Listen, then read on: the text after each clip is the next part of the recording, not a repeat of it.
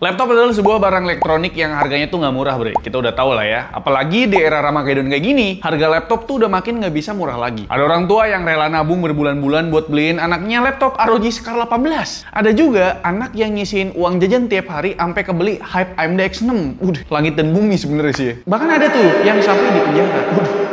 Jadi bagi sebagian orang, after sales di laptop itu sangat amat penting buat jadi salah satu bahan pertimbangan selain juga mempertimbangkan spesifikasi, desain, dan harga ya sebelum akhirnya kalian tuh memutuskan untuk beli laptop tersebut atau enggak. After sales tuh bukan cuma soal lama masa garansinya berapa tahun, tapi juga termasuk seberapa banyak SKU produknya, kepastian ketersediaan spare partnya gimana, jumlah service centernya ada berapa, layanan pendukungnya, sampai kualitas SDM-nya kayak gimana. Kalian ingat kan masalah SDM-nya Xiaomi yang nggak konsisten itu? BTW, after sales di Indonesia ada dasar hukumnya juga loh, yaitu Undang-Undang Nomor 8 Tahun 1999 tentang perlindungan konsumen. Nah, poin penting dari undang-undang tadi itu mewajibkan produsen buat ngasih masa garansi minimal 1 tahun dan mewajibkan produsen untuk ngejamin ketersediaan suku cadangnya, bre. Jadi kalau misalkan ada brand yang tiba-tiba spare part-nya goib, itu sebenarnya bisa dipidanakan. Tapi kan kita di Indonesia ya. Jadi bre, di video kali ini kita bakal ngebedah after sales tiap brand laptop yang ada di Indonesia. Kita bakal bahas masa garansinya, jaminan spare part-nya, jumlah service center-nya, sampai kualitas layanan after sales-nya berdasarkan testimoni para user yang udah kita kumpulin. Oke, langsung aja kita mulai dari berdasarkan abjad aja kali ya. Pertama ada Acer, yang udah jualan di Indonesia dari tahun 1999, itu aku belum lahir, alias 27 tahun yang lalu. Sebagai pemain lama, maka wajar aja kalau sebaran service center-nya Acer itu udah luas banget. Totalnya itu udah ada 109 titik di 86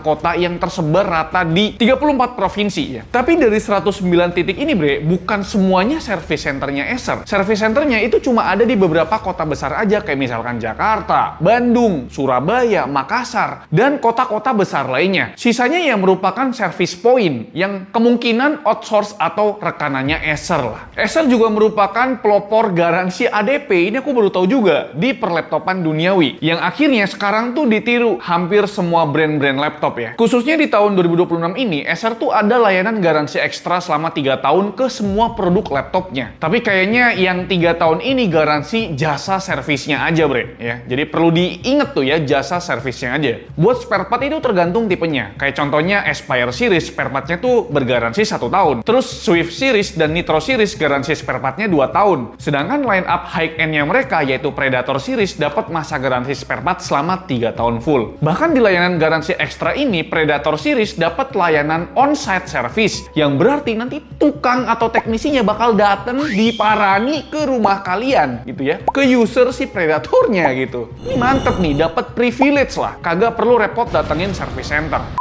Kalau buat testimoni layanan after sales-nya, ada satu postingan di grup komunitas laptop gaming Indonesia yang ngeluh karena bre, setelah servis keyboard, top case atau palm rest-nya juga diganti dan ada masalah baru yaitu layarnya bleeding. Di postingan ini banyak banget testimoni langsung dari para user, mau itu pengalaman baik ataupun buruk. Yang aku baca sih ya banyak yang menyarankan mending langsung ke service center resminya Acer, jangan ke service point karena mereka tuh outsource, yang berarti bisa nerima servisan dari brand laptop lain juga. Alhasil bisa aja teknisinya kurang fokus atau kurang sesuai SOP atau standarnya Acer. Di Reddit aku juga nemuin testimoni soal kartu garansi nggak usah dibawa kalau udah ngeregistrasi di websitenya mereka. Dan juga soal kondisi segel bre, sebisa mungkin juga dijaga baik-baik segel laptop Acer kalian. Oke, sekarang kita lanjut ke brand lain yaitu Advan. Brand lokal yang udah ada dari tahun 1999. Aku belum lahir juga waktu itu. Tapi nggak tahu kapan mereka tuh mulai jualan laptop. Kalau dari berita lokal sih ada Advan G2T yang rilis di akhir 2008. Buat portofolio produknya Advan gimana? Sebenarnya udah cukup variatif karena ada series Pixwar ya yang disebut sebagai laptop gamingnya Advan. Tapi kalau menurut kami Advan masih belum all out lah ke Pixwar karena masih belum berani ngasih VGA dari Nvidia. Soal masa garansi, semua produknya Advan itu cuma bergaransi 1 tahun dan mereka belum mengasih layanan ADP bre. BTW ada 2 kasus unik nih, nimpa user Advan. Uniknya tuh kasus terjadi setelah masa garansinya habis. Ada yang layarnya bergaris, ada yang layarnya bleeding. Itu apes bener sih. Di sini menurutku bre, kalian tuh harusnya bisa mempertimbangkan lagi ya, milih laptop dari brand yang berani ngasih masa garansi panjang. Daripada hal tadi tuh kejadian sama kalian gitu loh. Ya 1 tahun pertama memang aman.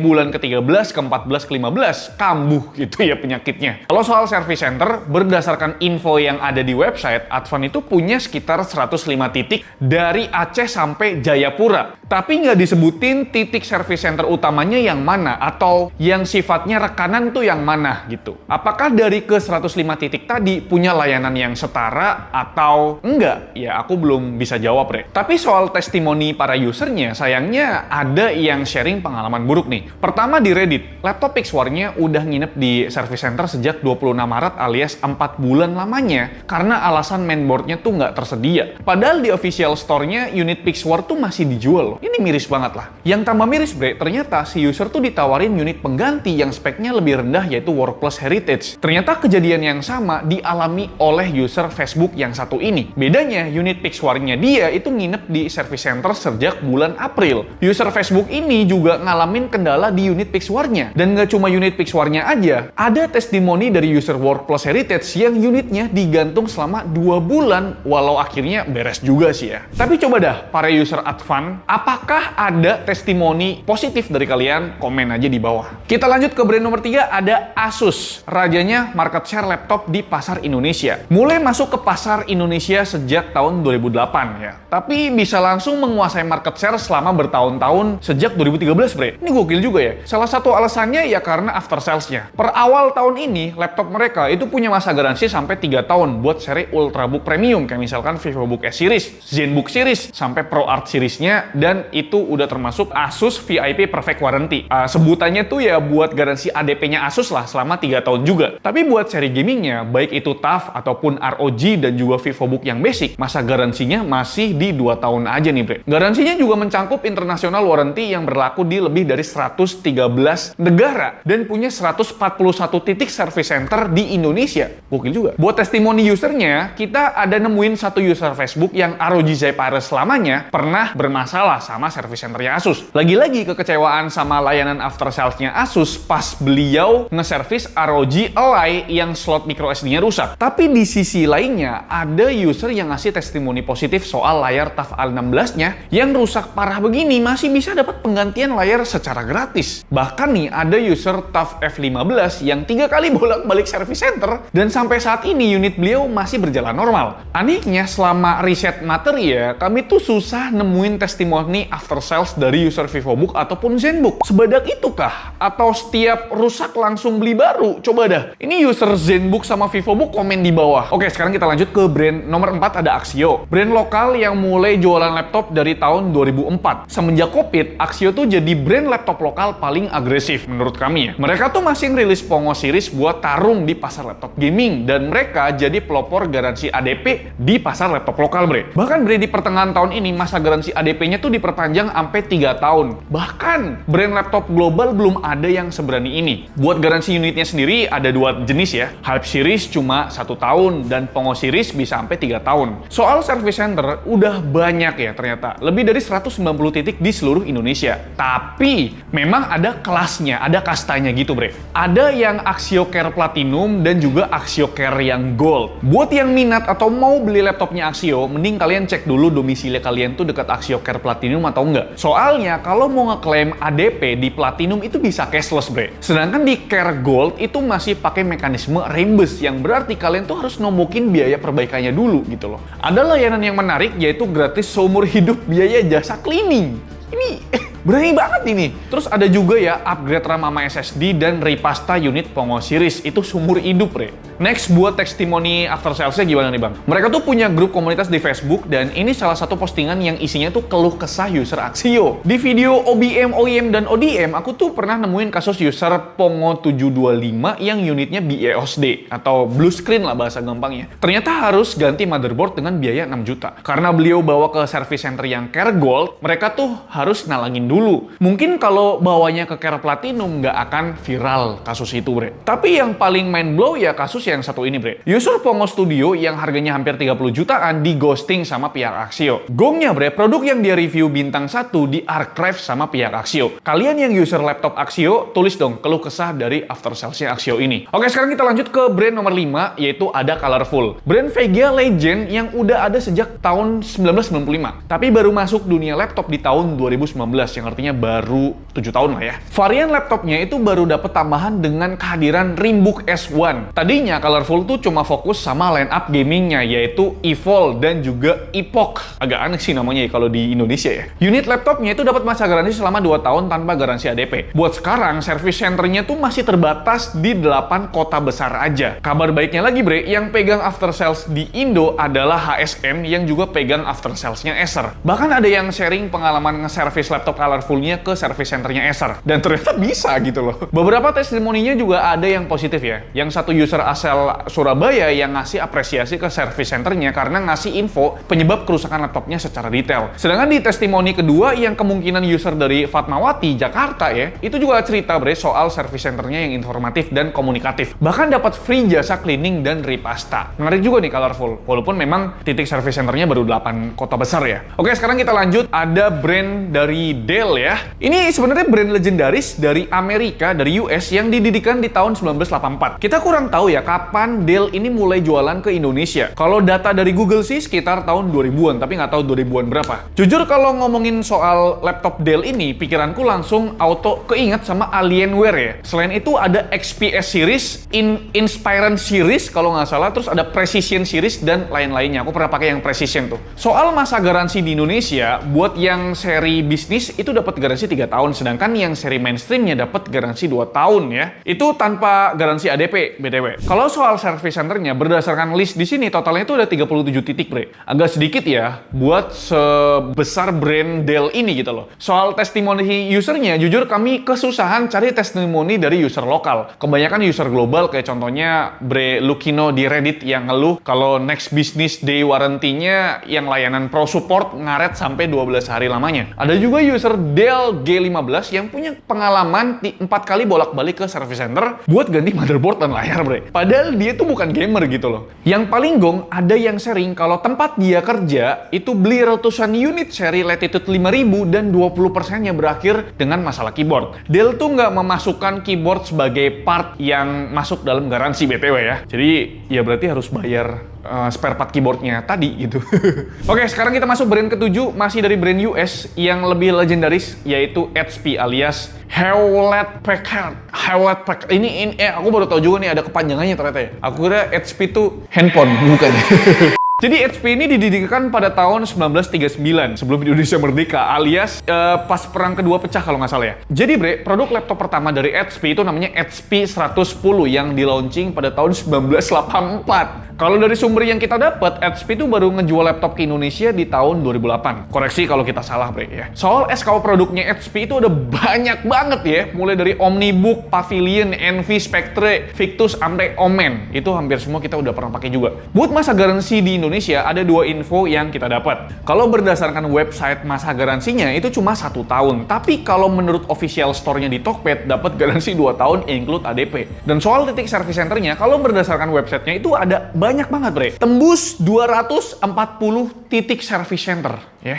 Tapi sama kayak Acer nih, gak semuanya merupakan service center utamanya atau service center yang dari si HP-nya. Cuma di kota-kota besar aja yang ada service center dari si HP-nya. Sisanya yang merupakan service point yang pakai jasa outsource atau rekanan third party lah. Soal testimoni pengguna, kita pernah bikin konten tentang L-Engsel. Selama riset materi, ternyata laptop dari HP lah yang layak disebut L-Engsel, bre. Bahkan di luar sana, nama HP itu displesetin jadi hinge problem gitu ya. Kalau testimoni user lokal, aku nemuin beberapa kasus user Victus yang ngalamin error hall sensor. Bahkan di unit Victus 15 maupun Victus 16 ya. Buat testimoni layanan after sales di service center, overall dari postingan ini kesannya sih positif ya. Tapi pastikan kalian bawanya ke service centernya si HP yang resmi, bukan yang third party atau rekanan ya. Brand ke-8 ada brand dari Infinix yang sempat ngasih harapan dengan laptop Kerehore yang sempat akhirnya harapan itu hancur ya karena Ramageddon gitu. Bayangin aja bre, November 2025 modal 7 juta itu masih dapat Xbook B14 yang dapat Ryzen 7 7735HS. Selang beberapa bulan modal 7 juta itu cuma dapat Xbook 15 yang pakai Ryzen 5 5500U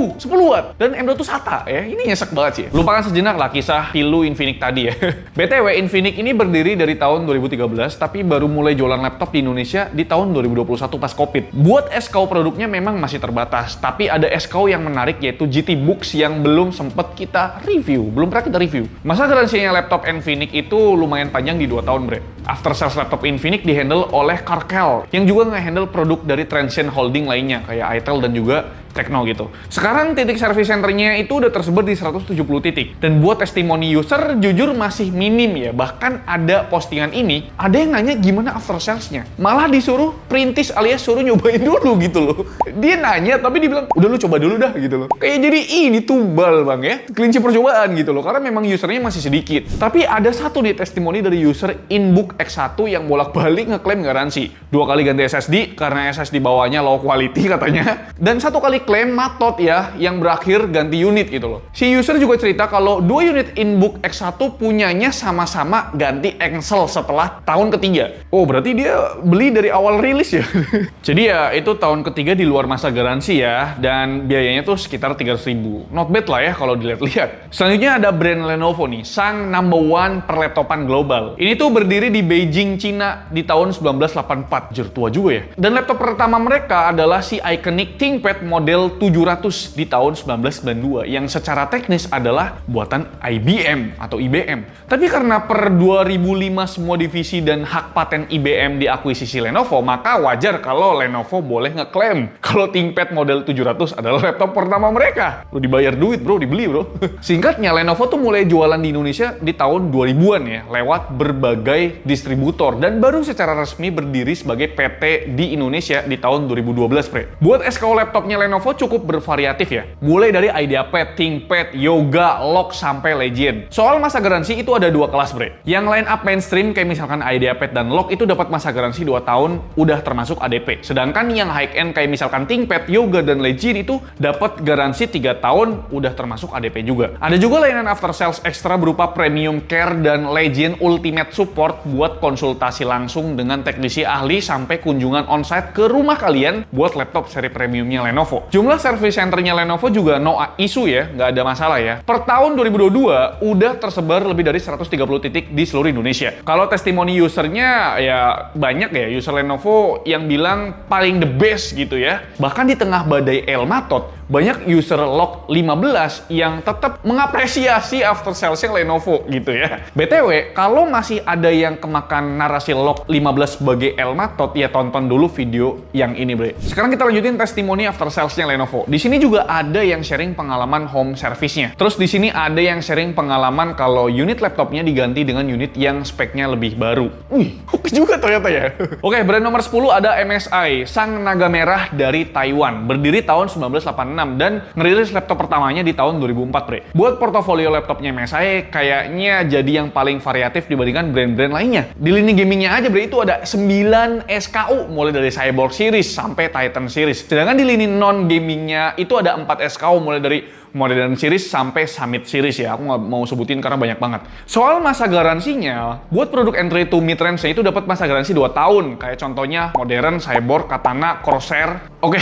itu ya. Sedangkan produk high-end to flagshipnya itu dapat garansi selama 3 tahun. Kayak contohnya Raider, Vector, Stealth, sampai Titan. Jumlah service centernya MSI lumayan banyak di Indonesia, totalnya ada 110 titik. Wajar sih ya, produk mereka tuh nggak cuma laptop gaming ya. Ada monitor, VGA, Mobo, SSD, PSU, dan lain sebagainya. Ada juga layanan after sales ekstra berupa MSI Care yang bisa dipakai buat expand garansi atau memperpanjang garansi sampai klaim biaya pengiriman. Dan soal testimoni usernya, pas aku riset, bre, aku tuh nemuin beberapa fakta menarik soal service centernya MSI. Pertama, selagi laptop kalian masih dalam masa garansi, jangan sesekali bawa ke tukang servis non-resmi ya, biar nggak dikadalin atau dikibulin gitu loh. Kedua, nggak semua part original selalu mahal ya. Contohnya lower case-nya MSI Tin yang original tuh nggak sampai 300.000. Sedangkan kalau beli di online itu bisa 800.000 gitu loh. Terus ada juga cerita user yang mau ganti servis kipas. Pas nyampe service center katanya harus ganti 1 set sama heatsink. Tapi pas laptopnya dijemput ternyata cuma kipasnya doang yang diganti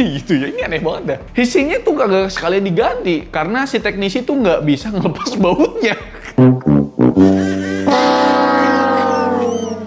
Kocak sih yang ini sih. Oke, kita lanjut ke lokalan baru, yaitu Polytron yang baru join the gang, join the market pada tahun lalu ya. Maka wajar aja kalau portofolionya tuh belum banyak. Baru ada 4 SKU laptopnya mereka, Bre. Walaupun pemain baru di dunia perlaptopan duniawi, tapi Polytron ini merupakan sepuh di dunia elektronik. Mereka tuh berdiri di Kudus ya, di Indonesia sejak tahun 1975 dengan produk TV hitam putih 20 inci sebagai produk pertama mereka. Yang menariknya, Bre, dibanding lokalan lain yang sama-sama main di pasar laptop mainstream, Polytron tuh berani kasih masa garansi selama 2 tahun include ADP. Dan soal service centernya harusnya bukan masalah buat brand yang satu ini. Udah established gitu loh. Totalnya tuh ada 60 titik service center dari Aceh sampai Papua yang pastinya masih nyampur sama divisi lain dari sesama Polytron ya. Jujur kami nggak dapet satupun testimoni user laptop Polytron ya. Wajar juga sih karena namanya juga pemain baru. Adakah kalian di sini yang udah pakai laptopnya Polytron? Coba sharing di kolom komentar. Masih ngebahas pemain lokal yaitu SPC. Jujur brand ini masih out of radar kita ya. Ternyata udah tua juga brand ini, Bre. Di profil perusahaannya itu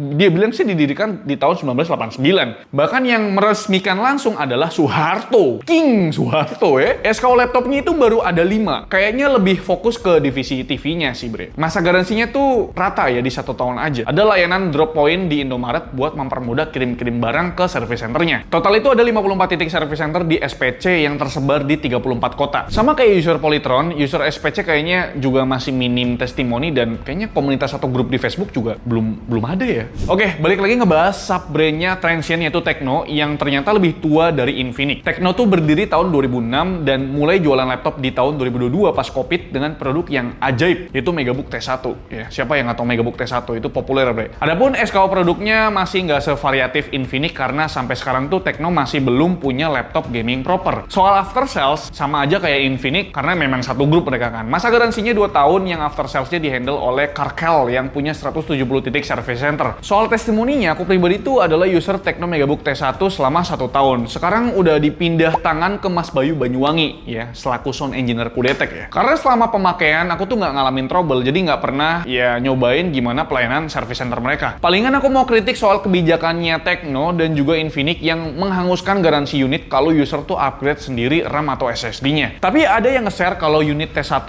dia metode, padahal pemakaiannya ringan dan baru 6 bulan. Untungnya bisa diklaim buat dapat unit pengganti unit baru ya. Terus ada cerita lagi, Bre, kalau ini pengalaman kurang mengenakan karena kesalahan si Carkel yang berujung laptopnya tuh nginep sebulan lebih. Ya ada plus minusnya nggak sih? Ya semua after sales kayaknya. Dan kita akhiri ngebahas after salesnya dari brand Zyrek. Jadi, Bre, pabrikan lokal yang ini itu berdiri tahun 1996 ya. Baru di tahun 2004 Zyrek tuh mulai masuk ke pasar laptop ya. Tapi buat portofolionya menurutku masih kurang variatif gitu loh. Produk andalanya paling cuma di Tech Pro yang sekarang tuh ternyata udah tembus 9 jutaan gitu. Tapi kenapa di Tokped atau di Shopee pada kosong dah ya? Nyisain di Tech Non Pro gitu yang harganya 8 jutaan tapi cuma dapat Ryzen 5 3500U. Buat masa garansinya itu cuma dapat 1 tahun tapi buat service centernya melimpah banget, Bre. Mirip-mirip sama Axio yang udah tersebar di 193 titik. Dan soal testimoninya ada kasus lucu nih. Orang mau beli di Tech Pro V2, kata orang tokonya laptopnya nyangkut di logo. Lucu banget lagi. Selain itu kita nggak nemuin lagi sih testimoni soal user laptop ini gitu loh.